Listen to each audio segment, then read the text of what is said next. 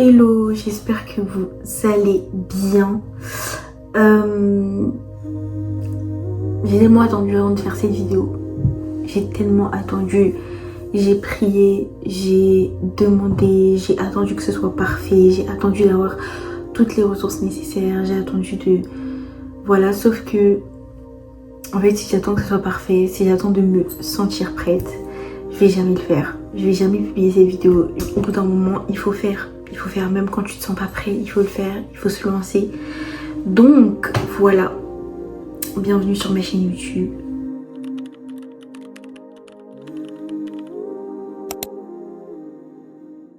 Ici c'est Maïcha Talks. Alors Maïcha qui veut dire la vie. Et vraiment le but de cette chaîne YouTube et mon but à moi sur la terre, c'est vraiment de transmettre la vie de Dieu, transmettre la restauration de Dieu, simplement parler, laisser le Saint-Esprit remplir ma bouche, dire ce qu'il doit dire pour restaurer des cœurs, restaurer des vies. Et moi-même, je suis vraiment un témoignage vivant de la grâce de Dieu, de l'amour de Dieu, de la restauration divine. Et j'ai trop hâte de partager tout ça avec vous, j'ai trop hâte de partager énormément de choses. C'est pas vraiment quelque chose que j'aime de base, d'être vulnérable, de voilà, partager mes choses privées, mes choses intimes et tout. Si ça peut aider quelqu'un, je vais le faire. Et parce que Dieu m'a demandé de le faire, du coup, je le fais. Je sais même pas si je suis censée me présenter ce que je fais, ce que ceci, ce que cela.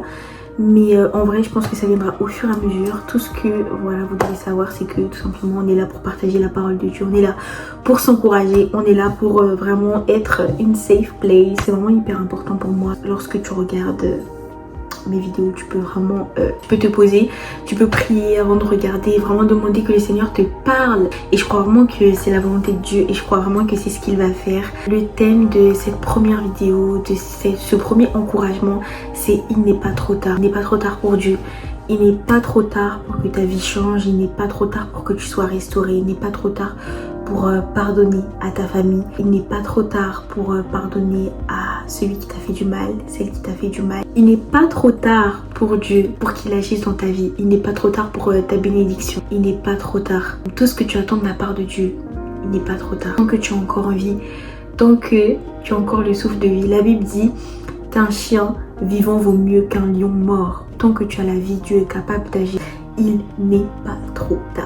La Bible dit dans 2 Corinthiens chapitre 1 verset 20 « Car pour ce qui concerne toutes les promesses de Dieu, c'est en lui qu'est le oui, c'est pourquoi encore l'amen par lui est prononcé par nous à la gloire de Dieu. » Toutes les promesses de Dieu sont oui et amen pour toi, peu importe l'endroit dans lequel tu te trouves. Des fois tu te trouves dans une situation qui est tellement... T'as tellement l'impression d'être au fond d'un trou que tu te dis que de toute façon il est déjà trop tard. Il est déjà trop tard pour que quelqu'un vienne te chercher dans ce trou. Tu te dis que non, la main de Dieu est trop courte pour venir te chercher, que tu t'es tellement enfoncé dans ce trou, que tu as tellement péché, des péchés vraiment inimaginables. Toi-même t'as inventé des nouveaux péchés.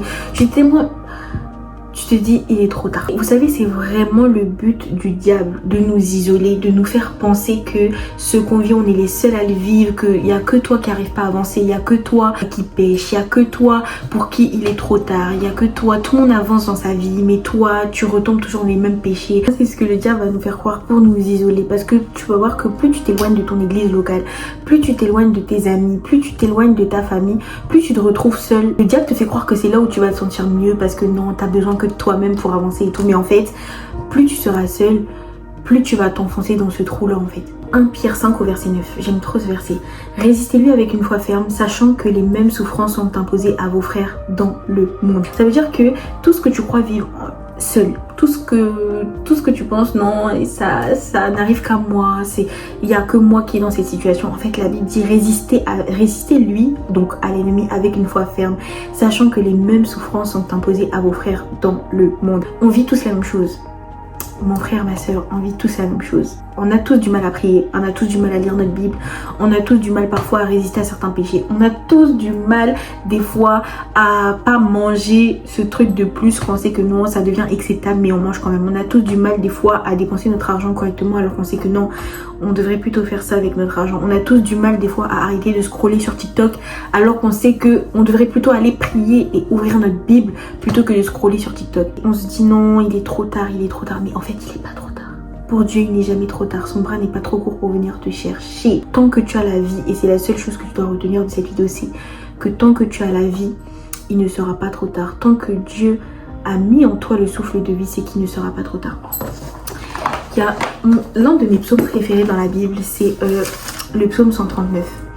Et la Bible dit, à partir du verset 16, quand je n'étais qu'une masse informe, tes yeux me voyaient et sur ton livre étaient tous inscrits les jours qui m'étaient destinés avant qu'aucun d'eux n'existât. Ça veut dire que le jour où tu regardes cette vidéo, Dieu avait déjà inscrit ce jour dans son agenda divin. Et des fois, on se fie que à nos émotions, à nos sentiments de ah, est-ce que je sens la présence de Dieu? Non, là Dieu est pas avec moi, j'ai pas senti des frissons, j'ai pas pleuré. En fait non, la foi c'est pas ça. La foi c'est une ferme espérance des choses que tu espères, une démonstration de celles que tu ne vois pas. Et moi là je vois pas Dieu, là tout de suite je vois pas Dieu, mais j'ai la foi que comme je lui obéis, que je fais des vidéos, que ceci, que cela, j'ai la foi que il va l'utiliser pour sa gloire, il va le faire pour sa gloire, parce que j'ai la foi.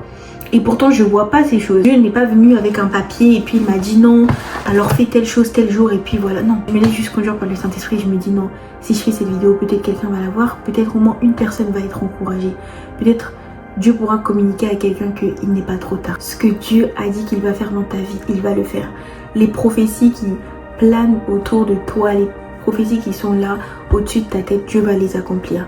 Est-ce qu'on n'a pas notre part à faire? Bien sûr qu'on a notre part à faire. Est-ce que c'est pour autant que la grâce de Dieu est vaine? Non, la grâce de Dieu n'est pas vaine, mais la grâce de Dieu va nous pousser à agir conduit par le Saint-Esprit. La grâce de Dieu a sa part, la foi dans les promesses de Dieu a sa part. Notre part à nous, c'est de garder la parole de Dieu et d'agir sur sa parole, d'agir sur ce que lui nous dit de faire. Donc vraiment mon frère, ma soeur, il n'est pas trop tard. Dieu peut encore agir dans ta vie. Peu importe le péché que tu t'étais promis de ne plus refaire et que tu as refait, Dieu le sait et Dieu est prêt à te pardonner. Dieu t'attend les bras ouverts. J'aime tellement l'histoire du fils prodigue. Vraiment, ce père ne s'est pas dit qu'est-ce que mon fils a fait avec mon argent. Je vais d'abord lui demander ce qu'il a fait pendant qu'on n'était pas ensemble, avant de le prendre dans mes bras et tout. En fait non, dès qu'il a vu son fils au loin, la Bible dit au loin, il s'est tout simplement dit non, mon fils est de retour. Mon fils est de retour. Il n'a pas posé la question qu'est-ce que tu as fait pendant mon absence, qu'est-ce que ceci, où est mon argent, mais simplement il était heureux. Et il a dit, le père a dit à l'autre fils, voici, réjouis-toi car voici ton frère qui était mort est revenu à la vie.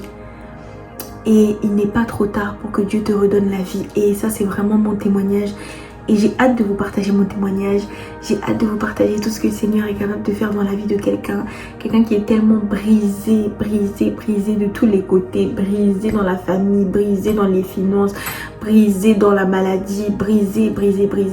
Mais Dieu est capable de tout restaurer. Dieu est capable de faire de toi une œuvre merveilleuse. Une image qui me vient souvent quand je lis ce verset, car nous sommes son ouvrage ayant été créés en lui pour de bonnes œuvres afin que nous les pratiquions. J'ai toujours cette image, c'est comme si Dieu était un peintre et des fois on ne veut pas lui laisser le pinceau de nos vies, donc on essaie un peu de gribouiller des trucs parce qu'on pense que notre façon de peindre est meilleure que celle de Dieu. Puis on fait des petits trucs par-ci par-là et en fait on rate parce que des fois quand on est sans Dieu on échoue, on fait des choses qu'on n'aurait pas dû faire, on dit des choses qu'on n'aurait pas dû dire, on pense des choses qu'on n'aurait pas dû penser. Et quand on revient à Dieu, quand on se repent, quand on demande pardon à Dieu, c'est comme si on disait non Seigneur, je te laisse de nouveau le pinceau de ma vie. Et c'est là où le verset Romains 8:28 intervient. Car toute chose concourt au bien de ceux qui aiment Dieu, de ceux qui l'appellent selon son dessein.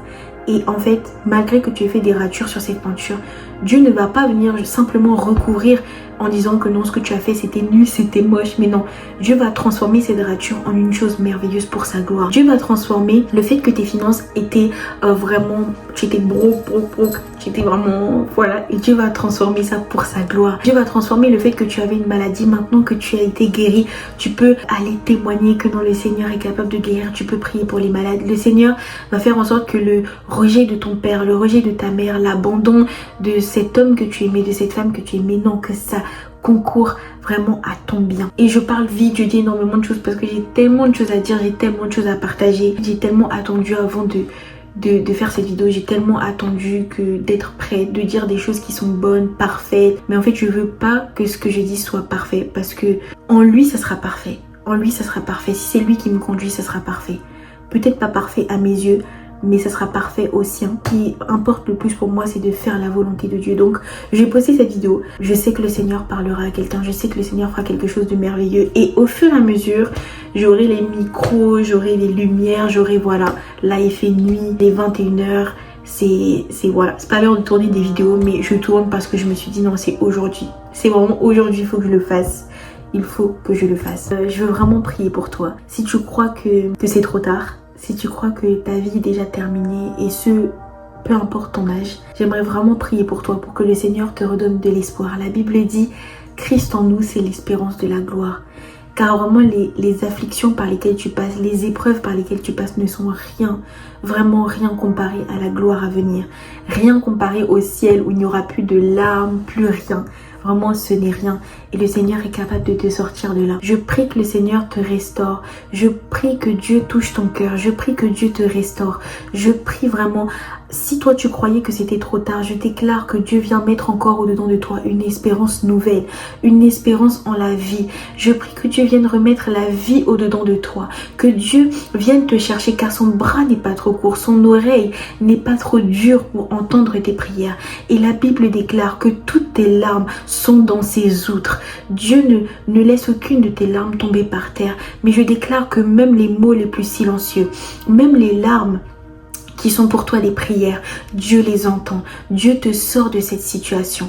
Je déclare qu'après avoir vu cette vidéo, après avoir prié, je déclare qu'il y a un témoignage pour toi. Je déclare qu'il y a un témoignage pour toi. Je déclare que quelqu'un retrouve un travail, que quelqu'un renoue des liens avec sa famille, avec ses frères et sœurs, avec ses parents. Je déclare que le pardon vraiment t'est donné de la part de Dieu et je déclare que toi également tu peux pardonner en retour. Je déclare que l'estime de toi est restaurée. Je déclare que tes finances sont restaurées. Je déclare que tout ce que ton cœur désire, le Seigneur te l'accorde selon sa volonté et en son temps. Merci Père pour la vie de cette sœur, de ce frère qui regarde cette vidéo. Touche cette personne, Seigneur. Si cette personne ne te connaissait pas encore, révèle-toi à elle au nom puissant de Jésus-Christ. Seigneur, merci pour ta vie. Merci pour ce que tu fais. Seigneur, viens restaurer quelqu'un. Que quelqu'un prenne la décision de te laisser le pinceau de sa vie. Afin, Seigneur, que tu puisses de nouveau peindre, de nouveau, Seigneur, vraiment créer, de nouveau, Seigneur, faire de cette personne ton ouvrage. Et que toute chose, Seigneur, concourt à son bien.